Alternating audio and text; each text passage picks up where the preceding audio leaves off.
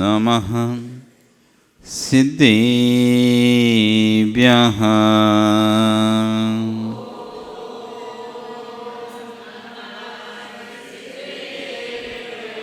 ॐ नमः सिद्धेभ्यः।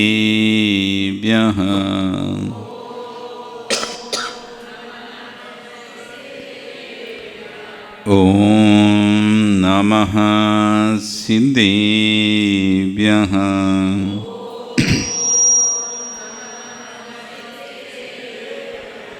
तिर्यणि खग्गिणाय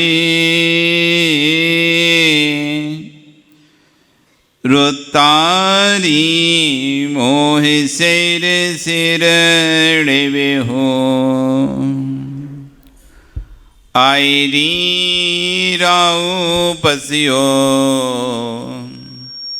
परवादिन्यो भव्य जीलोए नमो अरिहंताणं नमो सिद्धाणं नमो आयरियाणं नमो अज्जायाणं नमो लोए सव्यसाहोणं। बोले अनंत अनंत से परमेष्टि भगवान की, आदिरम आदिनाथ भगवान की, वर्तमान शासन एक महावीर भगवान की, आचार्य श्री कुंद कुंदेव स्वामी महाराज की, आचार्य विश्व सागर जी महाराज की, सिद्ध चक्र महामंडल विधान की, अहिंसा में विश्व धर्म की।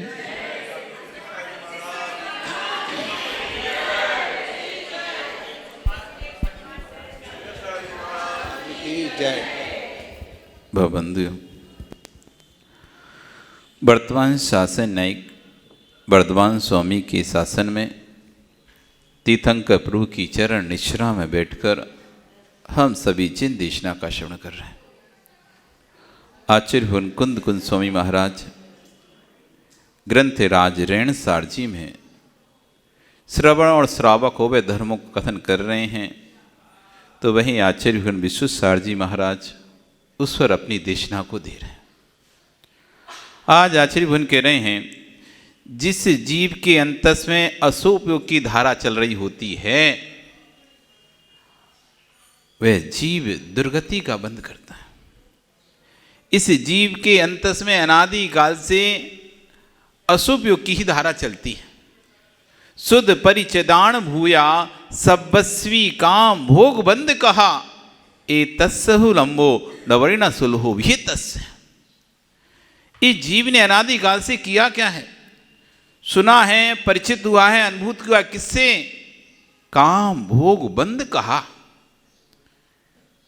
अब ब्रह्म सेवन की कथाएं, भोगों की कथाएं, बंदी की कथाएं, स्त्री कथा, चोर कथा, राज कथा, भोजन कथा, इन्हीं कथाओं को तो किया है, इन्हीं विकताओं को तो किया है, कभी धर्म कथाओं को तो किया ही नहीं है।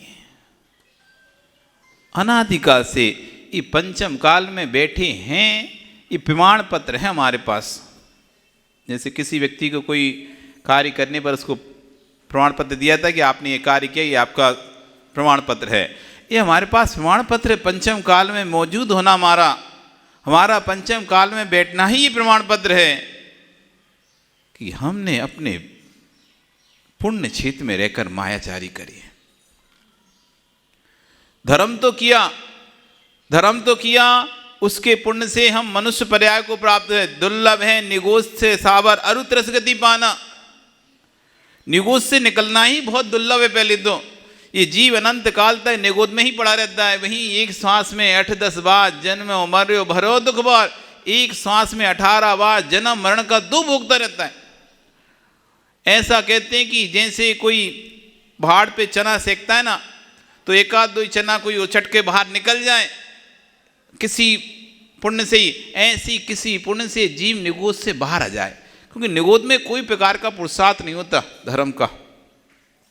निगोद में कोई प्रकार का पुरुषार्थ नहीं पुण्य का कि वहां कोई पुरुषार्थ करता हो। तो एक श्वास के प्रमाण में 18 बार जिसका जन्म मरण हो जाता है, मन से जहां रहित जीव है वो क्या धर्म के बारे में सोचेगा, क्या पुण्य के बारे में सोचेगा?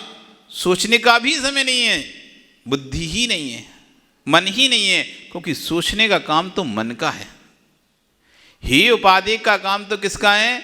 मन का है। जिनके मन होता है वो हे उपाधि का विवेक करते हैं कि कौन सी चीज़ हमको करनी है, कौन सी चीज़ अकरनी है, क्या हमारे लिए करने योग्य है, क्या हमारे लिए करने योग्य नहीं है, क्या हमारा कर्तव्य है, क्या हमारा कर्तव्य है। ये तो जिनके मन है वही विचार कर पाते हैं। तो दुर्लभ है निगूढ़ से थावर, इतना दुर्लभ है स्थावर बनना भी। स्थानीय एक इंद्रिय वृक्ष, जल, अग्नि, वायु, वनस्पति, ये बनना भी बड़ा दुर्लभ है। निगूढ़ से निकलकर इस स्थावर पर्याय को प्राप्त करना दुर्लभ है। दुर्लभ है निगूढ़ से थावर अरु त्रस गति पाना, और उससे भी कहीं दुर्लभ है दो इंद्रिय इल्ली बनना। जो नाली के कीड़ा है ना, नाली में कीड़ा बिलबला रहे हैं, मल में जो कीड़ा बिलबला रहे हैं, पेट में जो आपके कीड़े पड़े हुए हैं, ये दो इंद्रिय कृमि, ये बनना भी बड़ा दुर्लभ है। आप दुर्लभता को देखो, कहाँ एक इंद्रिय वृक्ष बनना दुर्लभ, उससे दुर्लभ दो इंद्रिय, उससे दुर्लभ तीन इंद्रिय बनना, उससे दुर्लभ चार इंद्रिय बनना, और उससे दुर्लभ पंच इंद्रिय, उसमें भी दुर्लभ संगी पंच इंद्रिय बनना। संगी पंच इंद्रिय में भी कल्याण का मार्ग जहां पर प्राप्त होता है, ऐसी मनुष्य गति को प्राप्त करना। नारकी बन जाए, पंच इंद्रिय तो बन गए लेकिन नारकी बन गए। 24 घंटे लड़ाई लड़ना ही लड़ना है। कहाँ कल्याण का मार्ग उनके पास? कोई कल्याण का मार्ग नहीं है, कोई आत्म कल्याण का साधन नहीं है। आपके पास तो फिर भी गुरु हैं, प्रभु हैं। प्रभु को देखकर आपको अपना स्वरूप का बोध हो सकता है। गुरु के समझाने से आपको अंतरंग में वैराग प्राप्त हो सकता है। पर वहाँ तो ना गुरु है ना प्रभु है नरकों में। ना नरक में कोई गुरु मिल रहे हैं, ना कोई प्रभु मिल रहे। स्वतः ही उन्हें हो जाए बोध तो हो जाए, नहीं तो कोई वहाँ पर साधन नहीं है। जाति स्मरण एक साधन है, और दूसरा तीसरे नरक तर धर्म श्रवण। कोई देव आकर कुछ सुना जाए तो उन्हें बोध हो जाए, भैया हमने पूर्व में देखो ऐसे ऐसे पाप किए थे, इसके फल स्वरूप हमको नरक में आना पड़ा। पूर्व में दूसरों का धन अपहरण किया था, पूर्व में धन का अपहरण करके अपने घर में भरे थे, तो उसका फल जो हमको नरकों में मिला था वो प्राप्त हो रहा है। वो वहाँ पर देव आकर बता सकता है। तीसरे स्वर तक देव आकर सीता का जीव नारायण श्री कृष्ण नारायण लक्ष्मण को समझाता है कि देखो तुमने कैसे भाव किए थे, उस कटुल भाव से तुम यहाँ पर प्राप्त हुए। रावण को समझाया कि देखो तुमने पर स्त्री हरण का परिणाम किया था, उसके परिणाम से तुम नरक में आ जाए हो। ऐसे तीसरे नरक तक देव आकर समझा सकते हैं नारकी को, जिससे उन्हें सम्यक्त हो सकता है, आत्मबोध हो सकता है। उसके आगे ना देव भी नहीं जाते।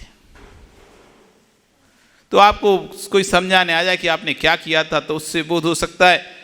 बाकी जाति स्मरण, कोई आपको पूर्व का याद आ जाए कि मैंने देखो पहले ऐसे ऐसा किया, अच्छा नहीं किया था।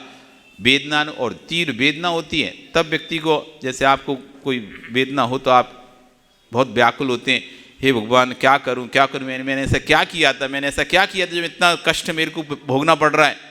जब भी कष्ट संकट आते तो आप एक बार जरूर पूछते हो, हे भगवान मैंने ऐसा क्या किया था, ऐसा क्या किया था। और वेदनानुभव से आपको ज्ञान हो गया, अरे ये किया था, फिर हम अब कभी नहीं करूंगा। ऐसा हो सकता है। बस ये दो तीन कारण है नारकियों को, तो पंचेंद्रिय पर्याय तो है लेकिन कल्याण का कोई भी साधन वहां पर नहीं है। त्रिंचों को त्रिंच भी पंचेंद्रिय हैं, संगी हैं, लेकिन क्या हुआ, त्रिंच हो गए। कोई उपदेश देता है उन्हें समझ में नहीं आता, क्योंकि उनकी भाषा अलग, आपकी भाषा अलग। वो कुछ बोलते हैं आपको समझ नहीं आता, आप बोलते हैं उनको समझ नहीं आता। भाव समझ में आ सकते हैं लेकिन भाषा समझ नहीं आती है। भाव समझ सकते हो आप, कोई पंचेंद्रिय का भाव समझ लेते हो, ये दुखी है, करुणा से युक्त है, आपसे स्नेह कर रहा है, आपसे डर रहा है, ये तो आप भावों से समझ लेते हो। कोई व्यक्ति कोई पंचेंद्रिय आपके आगे पीछे घूचे समझ जाते, आपसे स्नेह कर रहा है, आपसे बार बार पास में आ रहा तो स्नेह कर रहा है, आप पास में जा रहे हो भाग रहा है तो आप समझ जाते डर रहा है हमसे। तो भावों से तो आप उसको समझ सकते हो, लेकिन उनकी भाषा से भाषा से तो आपको समझ नहीं आती, क्योंकि उनकी भाषा भिन्न और आपकी भाषा भिन्न। उनको भी आप कल्याण को उपदेश दोगे, उनको समझ में नहीं आएगा। पहली बात तो निमित्त ही नहीं मिलेंगे। यदि कोई निमित्त मिल भी जाएंगे तो निमित्त का उपयोग कर नहीं पाएंगे। यदि किसी को त्रियंश को जाति सुनी हो जाए, अरे पहले मैं सेठ था, देखो पहले मैं धर्मात्मा था, लेकिन धर्म क्षेत्र में मायाचारी करता रहता था, इसलिए मरकर त्रियंश बना। उसे यदि जाति सुन जाए, वो यदि अंदर आना चाहेगा तो आप लाठी मार के बाहर भगा दोगे। तो उनको तो कल्याण के कोई साधन ही नहीं है। बिल्ली कोई है जो कल्याण के मार्ग में लग जाए, बाकी किसी को भी कल्याण का साधन नहीं मिल पाता। देव संयम नहीं ले सकते। भोग अधिक मिल जाने से आदमी भोगों में मस्त हो जाता है। आप जब तक घर में कम पैसा रहता है, गरीबी रहती है, तो थोड़ा बहुत फिर भी धर्म ध्यान में आप लगी जाते हो। लेकिन अधिक पैसा आ जाए, अधिक सामग्री भोगों की आ जाए, तो भोगों की सामग्री भोगने से आपको समय नहीं मिलता। धर्म ध्यान क्या करोगे? खूब पैसा आया तो चलो अब बल टूल करते हैं, इंडिया के बाहर घूम रहे हैं।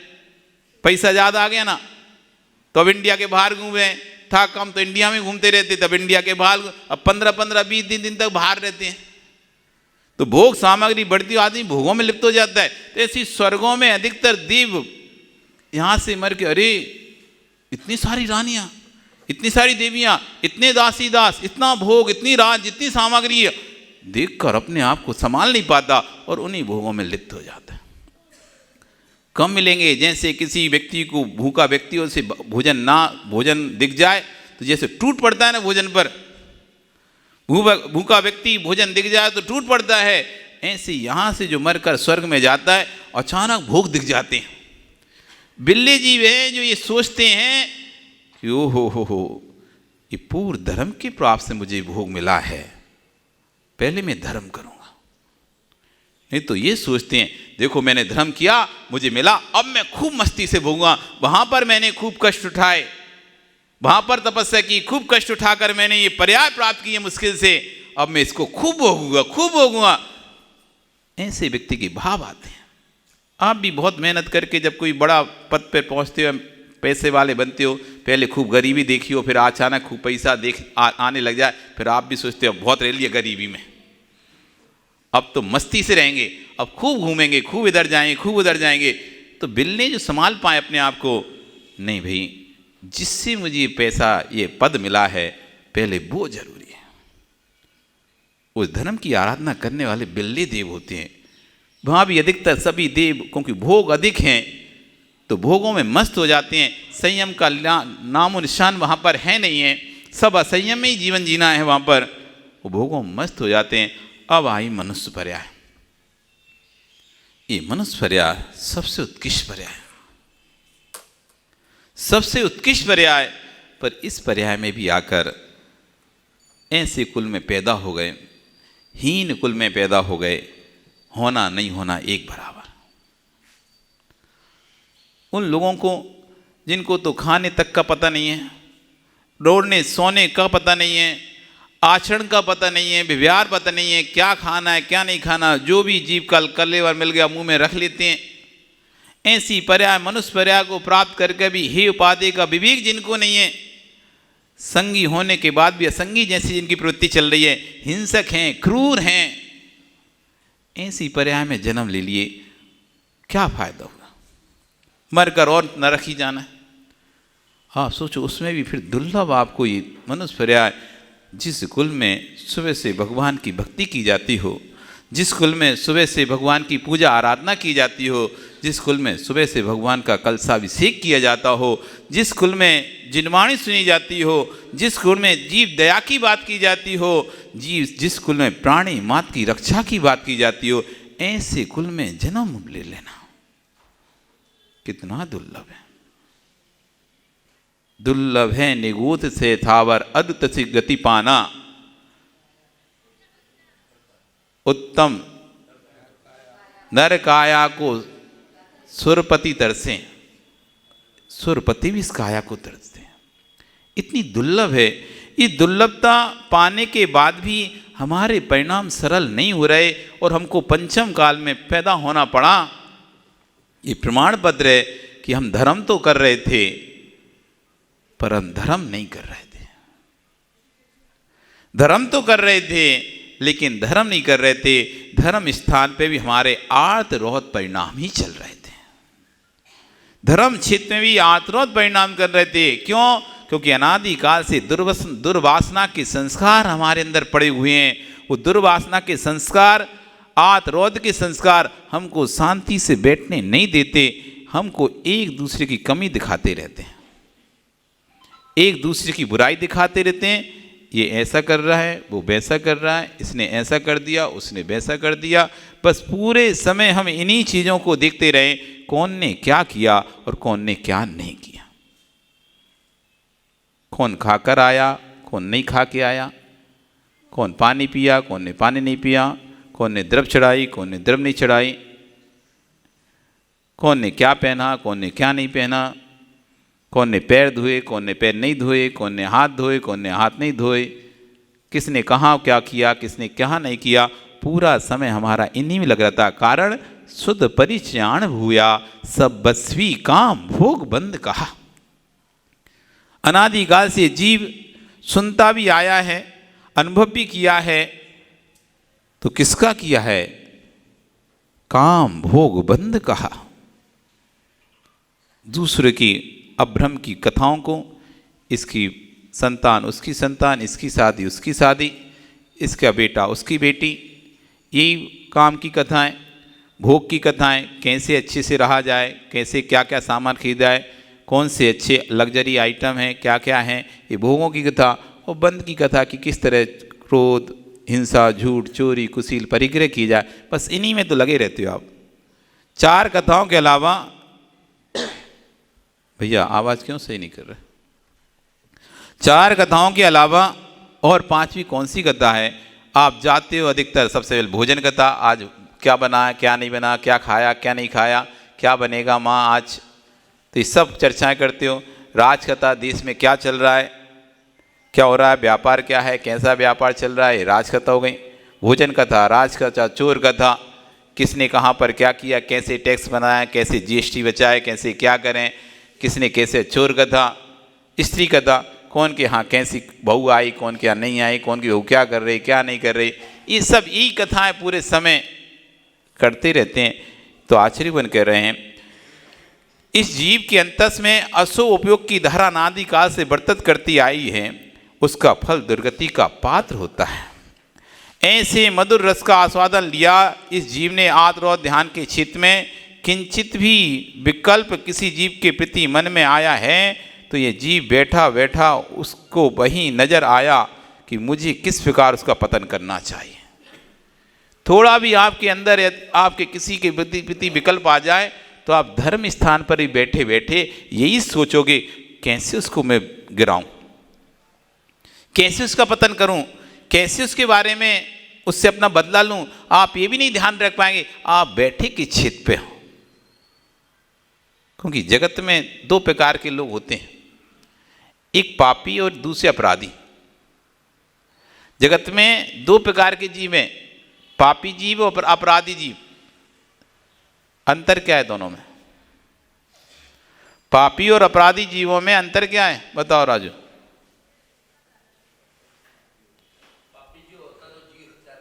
और अपराधी है? और कोई बताएगा? सही नहीं है आपकी। पापी और अपराधी में अंतर क्या है? विनोद जी तुम बताओ।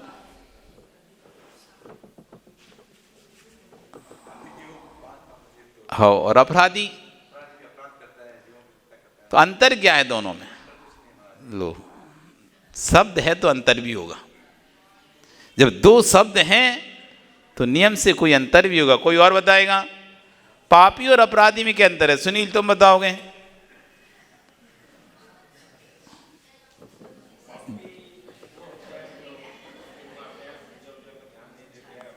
हाँ, और अपराधी? अच्छा, पापी पूजा करते हैं। अच्छा, जो बाहर बैठ रहे थे पापी, जो घर में बैठे रहते हैं अपराधी। बहुत अच्छे, बैठ जाओ। ये बढ़िया है कि जो मंदिर में बाहर बैठे पापी, जो घर में बैठे अपराधी, हटाओ, ध्यान ही नहीं देते। और कोई बताएगा पापी और अपराधी में? हाँ बताओ।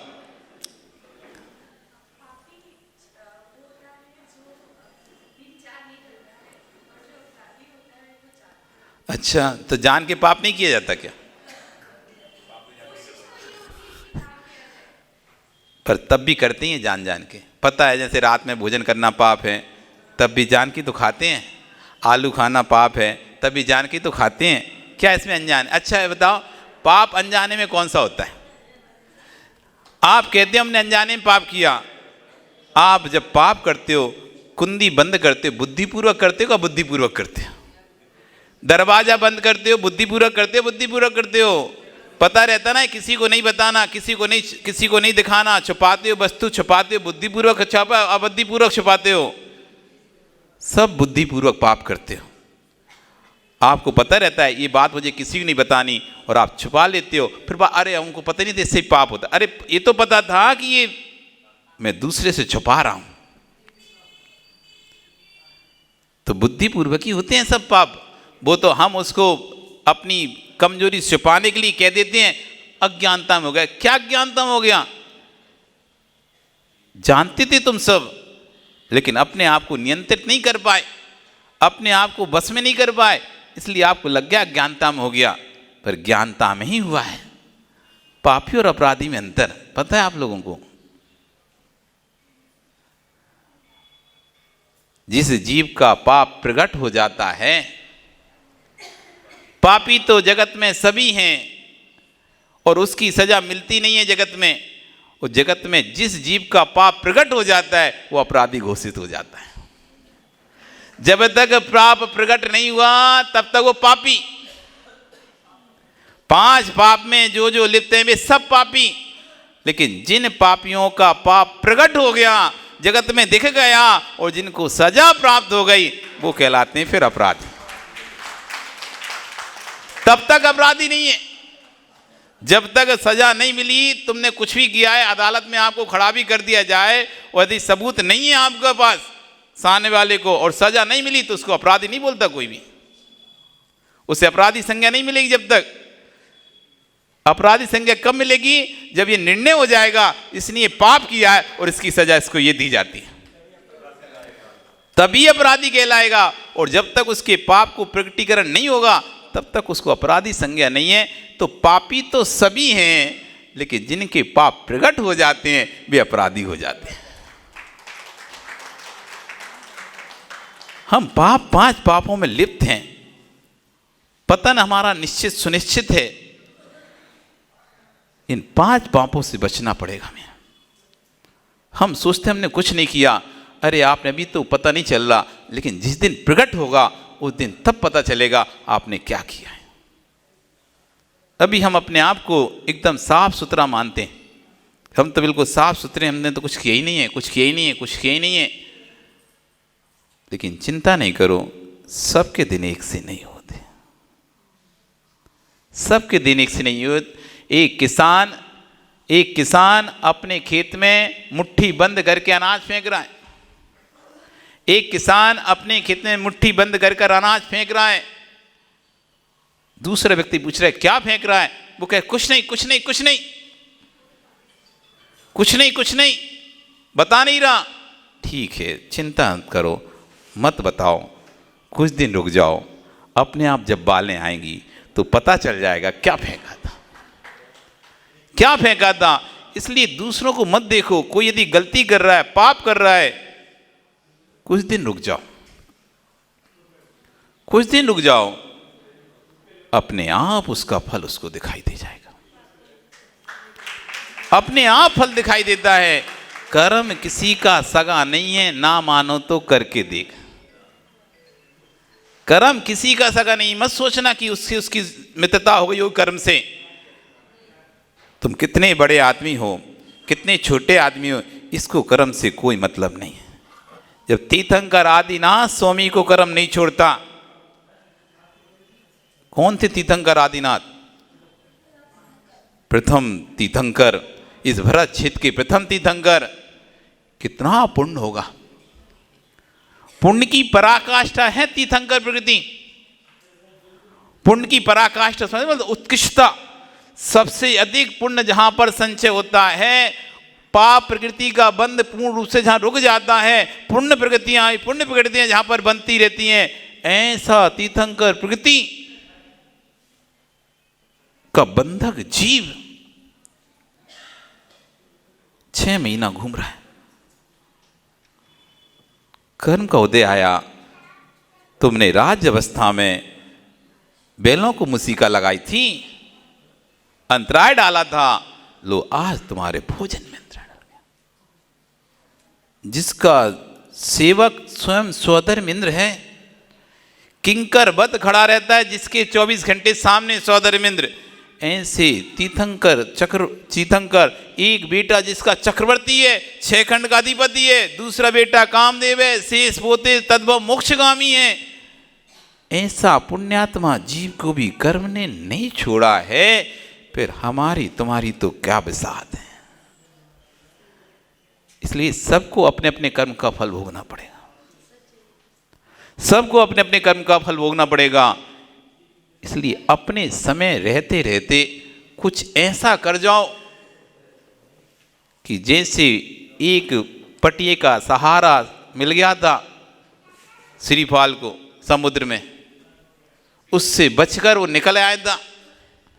जहाज टूट गया था, एक पटिये के सहारे से बचकर निकल आया। ऐसी एक आध पटिया तैयार रखो कि संसार समुद्र से पार हो जाओ आप, नहीं तो डूबना तो निश्चित है। क्योंकि कोई भी आप अपनी क्रियाएं इस तरह की नहीं है जिन क्रियाओं से हम तर सकें। जो हैं भी क्रियाएं तो उनमें भी कसाय साथ में है, क्रोध है, मान है, माया है, लोभ है।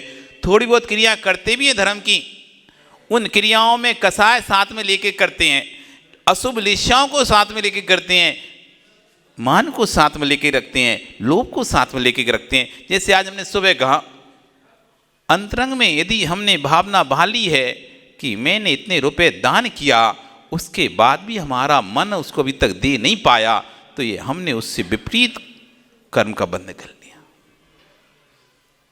विपरीत कर्म का बंध कर लिया, अशुभ कर्म का बंध किया।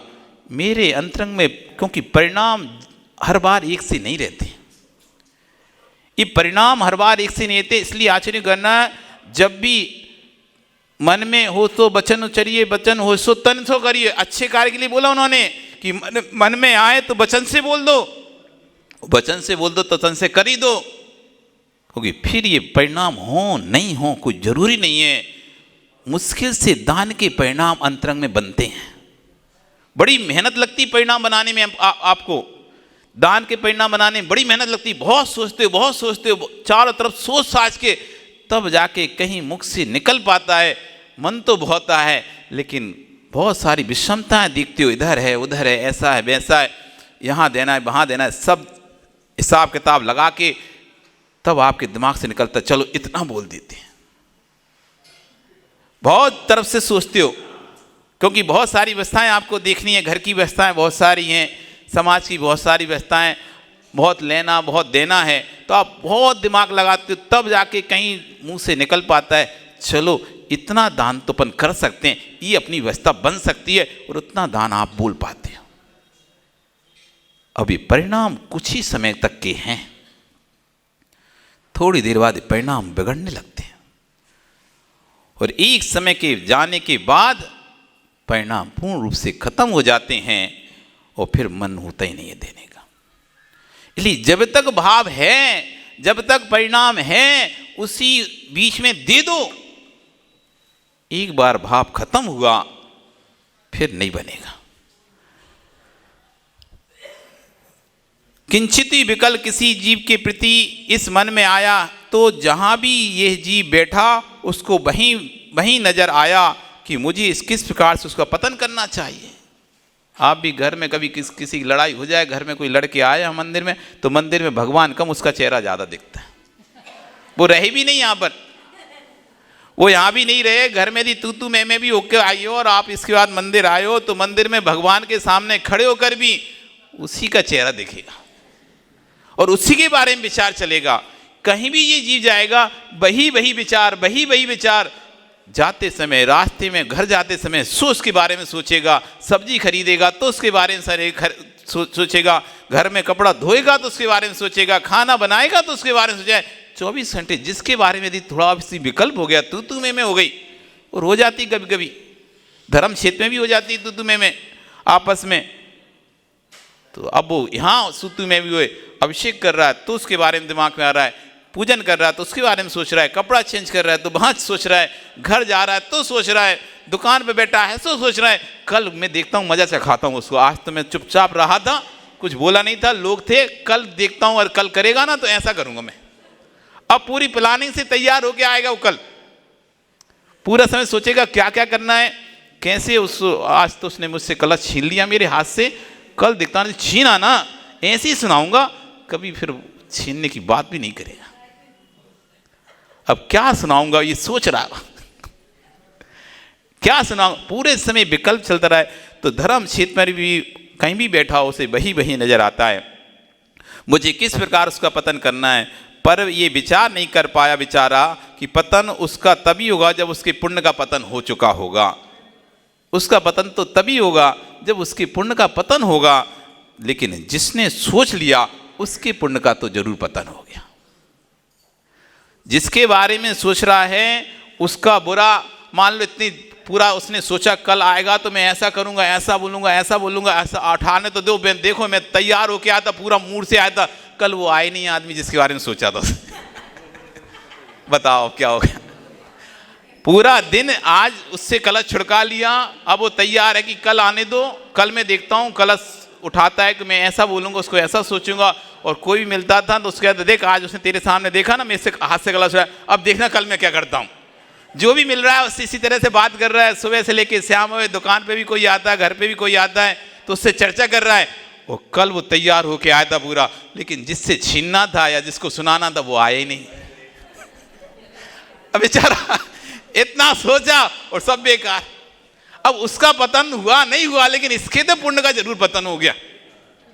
वो तो नहीं आया पर इसका जरूर पतन हो चुका है। इसलिए आचार्य भगवान कह रहे हैं कि दूसरे का पतन करने का यदि आप सोचते हो, उसका पतन तो उसके पुण्य के पतन पर आधारित है। उसका पुण्य का पतन होगा तो ही पतन हो पाएगा, नहीं तो रावण ने तो पूरी ताकत लगा दी थी राम को मारने की।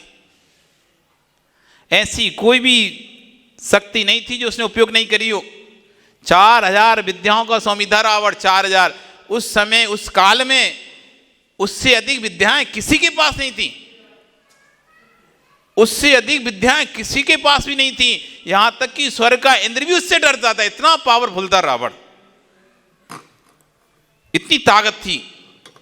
एक इंद्र नाम का राजा था, वो सबसे शक्तिशाली था।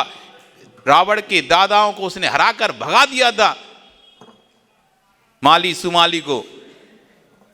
फिर रावण ने उनका बदला लेकर अपने राज्य को और उस इंद्र को हटाया। सबसे शक्तिशाली पूरा 3 खंड का स्वामी था, अधिपति, डरते थे। ये सुग्रीव वगैरह तो ऐसे कांप गए थे जब उन्होंने सुना था सुग्रीव की सेना ने कि सीता का हरण तो रावण ने किया है। पहले पता नहीं था कि सीता का हरण किसने किया था, तो सब ऐसे ताकत में हम छुड़ा के लाएंगे, किसने भी किया उसको देख लेंगे कौन है ऐसा, ऐसे बड़े जोश में थे। और जैसी गुप्तचर आया उसने खबर दी, स्वामी स्वामी आप तो अब छोड़ दो विचार सीता का, सिंह के मुख में गया हुआ मृग का, श्रावक मृग का बच्चा क्या कभी जीवित बच सकता है? सीधे नहीं बोल पा रहे थे, कैसे उदाहरण से दे रहे कि सिंह के मुख में गया हुआ हिरण का शावक यानी बच्चा क्या जीवित बच सकता है? क्या कोई हिरण सिंह के मुख से हिरण के बच्चे को ला सकता है? संभव नहीं है। तो नारायण लक्ष्मण बड़ा गुस्से, ये तुम पहेली क्यों बजा रहे हो? कौन सिंह, किसने हरण किया मुझे बताओ, आज ही उसका काम तमाम करके लेके आता हूं।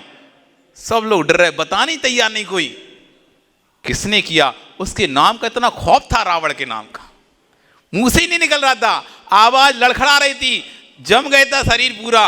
और जैसे ही बताया कि सीता का हरण तो रावण ने किया है, तो सबके पैरों के नीचे से जमीन खिसक गई। जितने महान महान योद्धा थे सब ने अपने हाथ खड़े कर दिए, उससे तो कोई भी लड़ ही नहीं सकता, उसके समान विद्याएं तो किसी के पास है ही नहीं है। वो तो 4000 विद्याओं का, ऐसी ऐसी विद्याओं का स्वामी है, एक बार में सबको नष्ट कर सकता है, पूरी सेना को।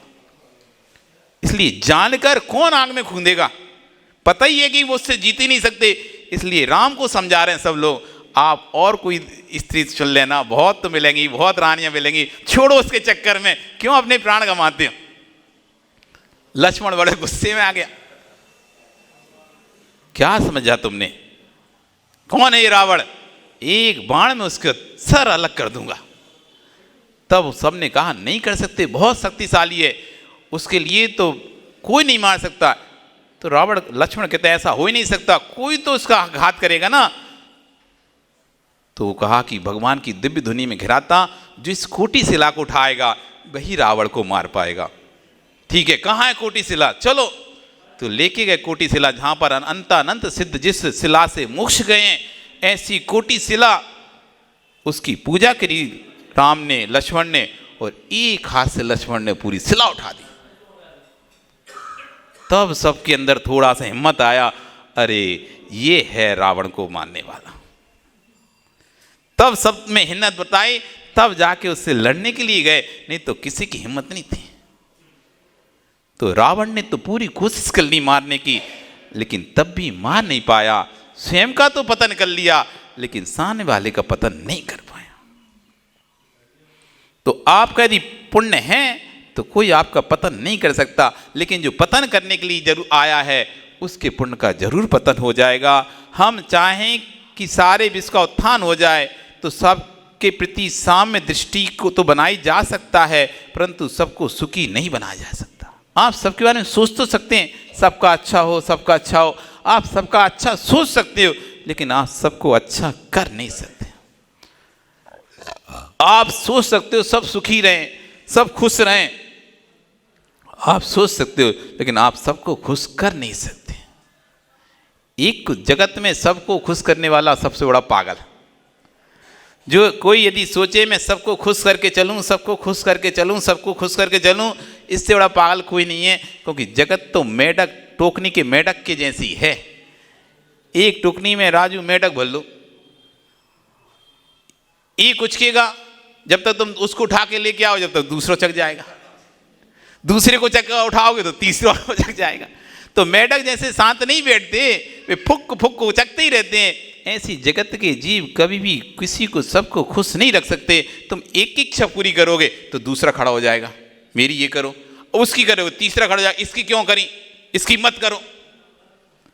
एक इसलिए दुखी रहेगा कि मेरी नहीं कर रहे पूरी, और एक इसलिए दुखी रहेगा तुम उसकी क्यों कर रहे पूरी। अब करे क्या, करे सो वो सुखी सो वो दुखी, नहीं करे तो वो सुखी तो ये दुखी। तो सबकी इच्छाएं पूरी नहीं कर सकते, सबको समान सुखी नहीं बनाया जा सकता है। समान दृष्टि ये आपकी परिणति है, परंतु समान सुखी होना ये उसकी परिणति है। आपकी समान दृष्टि होना ये आपका भाव हो सकता है, आपकी परिणति है, लेकिन समान सुखी हो पाना ये उसकी परिणति, उसका साता वेदनी कर्म का उदय है तो कर पाएगा, नहीं है तो नहीं कर पाएगा।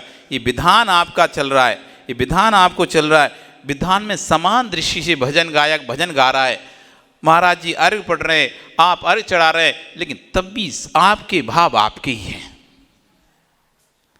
हम अच्छे से समझा सकते हैं, आपको अच्छे से कह सकते हैं कि भैया आपके लिए अहितकर ये है, हितकर ये है, फिर भी सुनने के भाव यदि आपके भाव फिर भी परिवर्तन नहीं है तो समझना आपका तो निश्चित दुर्गति का बंध है। कि सुनने की बात भी यदि चेंज नहीं हो रहा है, मन परिवर्तन नहीं हो रहा, तो फिर अब और कौन सुनाएगा। अब भगवान तो तर के आएंगे नहीं, अब भगवान तो तर कर आने वाले नहीं इस पंचम काल में। इस चौथे काल में इतना ही आपका पुण्य है कि भगवान की देशना सुनाने वाले गुरु अभी मौजूद हैं। भगवान के लघुनंदन, तीर्थंकर के लघुनंदन निर्गंत मुनिराज अभी मौजूद हैं। बस इतना ही पुण्य है, भगवान नहीं आ रहे अब। इसलिए भैया जो हमको मिल रहा है, जो गुरुओं से सुन रहे हैं हम, उसमें जितना आत्मसात कर सकते हो कर लो। यही आपको ज्ञान, यही जिनवाणी आपको छठवें काल से बचाने वाली है। ये जो जिनवाणी आप सुन रहे हैं, इस जिनवाणी के शब्द ही आपको आगे जाके छठवें काल से बचाने वाले हैं। नहीं तो छठवें काल से बचाने के लिए अब कोई आने वाला नहीं है, कोई आपको उठा के लेके जाने वाला नहीं। नहीं तो आप समझे कोई उठा के हमको स्वर्ग में ले जाएगा। 100 दिन भी चाहे कि मैं चलो यहाँ से 2-4 लोगों को स्वर्ग में ले जाऊं, वो नहीं ले जा सकता। उसके पास इतना पावर नहीं है कि तुमको स्वर्ग ले जाए। तुमने देव आयु को बंद किया है, तुमने स्वयं तो तुम स्वर्ग में पहुंच जाओगे। तुमने नरक आयु को बंद किया है तो देव भी चाहे जम जैसे जैन कालेन जैन विहारें जम्बम्बा मरणम्बा, जिस देश में जिस काल में जिस विधान से जिसका जैसा जन्म मरण लिखा हुआ है, तम जैसे तैन कालीन तैन व्याणेम्बा, उस देश में उस काल से उस विधान से उसका वैसा जन्म मरण होता है, उसको रोकने में इंदोबा ना सकृत बार इंदोबा जिनेंदोबा, उसको रोकने में ना तो इंद्र ना जिनेंद्र। भगवान भी आपको चाहे तो आपको मोक्ष में नहीं ले जा सकते। आपका सुकृत कर्म ही आपको लेके जाएगा। इसलिए ऐसा कर्म करो जिससे कि आपका सुकृत का उदय आए। परंतु आपकी परिणति समान हो सकती है, परंतु समान सुखी होना यह आपकी परिणति का विषय नहीं है, उसके स्वयं के पुण्य का विषय। भैया के पास गए कि मुझे मजदूरी पर लगा दो। भैया ने देखा कि मेरा छोटा भाई है, आज मेरे यहाँ मजदूरी ले आया है, तो 1 पोटली भर का चना दे दिए। लेकिन क्या करे ज्ञानियों, दूसरी की पोटली के चने मत देखो। तुमको पोटली भर कर दिए गए जाएंगे, परंतु तुम्हारी चादर में छेद होगा तो पोटली के चने भी निकल कर बाहर गिर जाए। करेंगे कल इस पर चर्चा, पुण्य के विषय पर चर्चा। आज आपका समय हो, कल फिर आओगे, पर्या रही तो फिर चर्चा करेंगे। हमारे इस चक्रमंडल विधान में रंगिया से, नलवाड़ी से, दूर दूर से, सिलापतार से सब लोग आ रहे हैं और बहुत भक्ति भाव के साथ आपको देखने कि कैसे इतनी छोटी समाज इतने उत्साह के साथ, खारपीटी समाज कितने उत्साह के साथ ये विधान कर रही है। आपको देखने आते ऐसे बड़े उत्साह के साथ करो, जैसे वो लोग देख के जाएं और कहें कि काश ऐसा विधान हम भी अपने यहाँ रचाते हैं। और भक्ति के साथ आपको श्री चक्र महामंडल विधान करना है। अब कितने दिन बचे हैं? मात्र कितने? 4 दिन बचे हैं। ये 4 दिन ही बचे हैं। आज कितनी तारीख हो गई? 21 हो गई। 21 हो गई। अब 4 दिन बचे हैं। 22, 23, 24, 25 को हवन। 22, 23, 24 और 25 को हवन। ये 4 दिन खत्म। देखते ही देखते, देखते ही देखते, देखते ही देखते विधान हो गया खत्म। एक भजन आता था, 3 टाइम भोजन भजन के बार। कितनी बार करते हो आप लोग? एक बार करते हो? अच्छा। और वैसे 3 बार।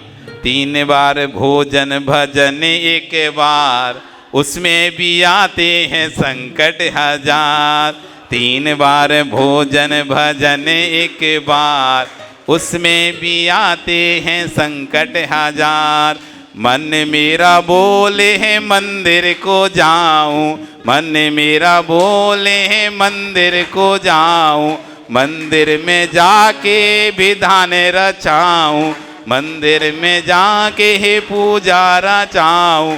सोचते ही सोचते हो गए बीमार, सोचते ही सोचते आ गए मेहमान।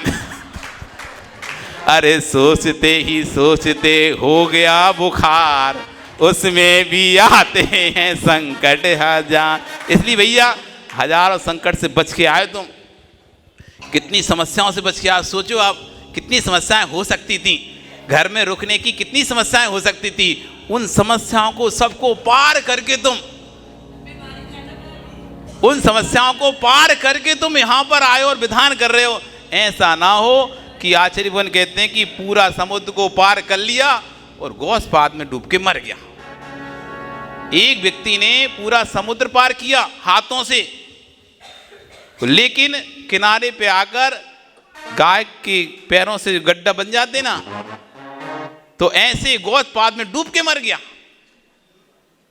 मतलब अब आया और इतना पार करके थक के आया और वो चक्कर खा के वहीं गिर गया। उसका जो मुख था, उस नाक थी, वो गड्ढे में घुस गई, सो सांस लेते बंद मर गया। तो ऐसा ना हो कि तुम इतने गृहस्थी के कष्ट संकट सबसे निकल के जैसे तैसे आए हो और यहां पर ख्याति लाभ पूजा के गौसपाद में गिर के मर जाओ। बच के रहना नहीं तो पूरा पार किया। कितने कष्ट कितने संकट हैं गृहस्थी में। हमारे तो 22 ही परिसर हैं, तुम्हारे तो परिसर की गिनती नहीं है। एक से निकलते हो दूसरा, एक से बचते हो दूसरा। इतने सारे कष्ट इतने संकटों से निकलकर यहाँ पर आए हो और यहाँ भी यदि मन लगा के भक्ति नहीं की तो वैसे ही स्थिति हो गई कि समुद्र पार किया और गौसपाद में डूब के मर गए। तो इसलिए भैया खूब बड़ी अच्छी से भक्ति करो, खूब मन लगा के भक्ति करो। 3-4 दिन बचे, खूब भक्ति करो। अपने भाव को, अपना भाव निर्मल बनाओ। अपना द्रव्य जो आपने बोला है उसको तुरंत दो, जिससे कि आपके मन में ये रहे कि मैंने किसी की द्रव्य नहीं चढ़ाई, किसी का भोजन नहीं किया, मैंने निर्माल का सेवन नहीं किया, निर्माल का द्रव्य नहीं चढ़ाया। बोली भगवान महावीर स्वामी की जय।